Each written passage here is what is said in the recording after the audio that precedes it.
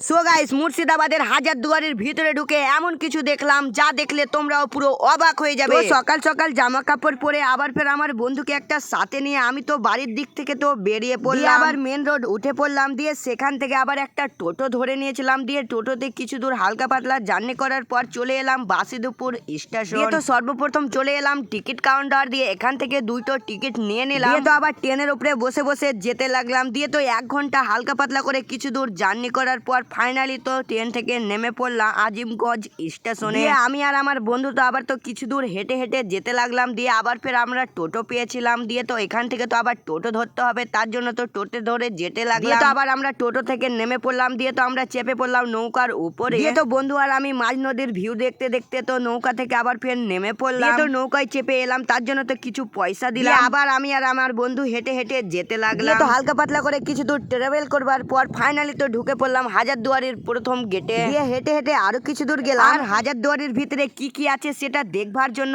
আমরাকে তো টিকিট কাটতে হবে। দিয়ে তো আবার আমরা টিকিট কেটে ফেললাম। দিয়ে তো আবার টিকিটটাকে দেখিয়ে আমরা তো হাজারদুয়ারির ভিতরে এন্ট্রি করে ফেললাম। আর হাজারদুয়ারির ভিতরে কি কি জিনিস আছে সেটা দেখিবার জন্য আমাদেরকে তো এই ভিতরের গেট দিয়ে তো প্রবেশ করতে হবে। আর প্রবেশ করতেই আমাদেরকে এই দিদিমণিটা বলে দিল ভিতরে ক্যামেরা এলাও নেই। তাও তো আমি তো চুপি চুপি ক্যামেরা করছিলাম, আর করতে করতে তো ধরা পড়ে গেছিলাম। দিয়ে তো আমার সেইগুলো ভিডিও তো ডিলিট করে দিয়েছে। তো আমরা এখন ওই দিকে যাব, আর ওই দিকে দেখাই যাক আমরা ক্যামেরা করতে পারি কি পারি না। তো দেখতেই পাচ্ছ আমি ভিতরে ক্যামেরা করছি, আর ক্যামেরা করতে করতে হঠাৎ করে দেখতে পেলাম একটা বিশাল বড় ঝুমুর। আর সেই ঝুমুরটা দেখে তো পুরো অবাক। দিয়ে তো হাজারদুয়ারির ভিতরে সব জায়গায় ভিডিও বানিয়ে আমি তো হাজারদুয়ারির গেট থেকে তো বেরিয়ে পড়লাম। তোমরা হাজারদুয়ারির ভিতরে কি আছে না আছে দেখতে চাও তাহলে আমাকে ফলো করে কমেন্ট করো পার্ট 2।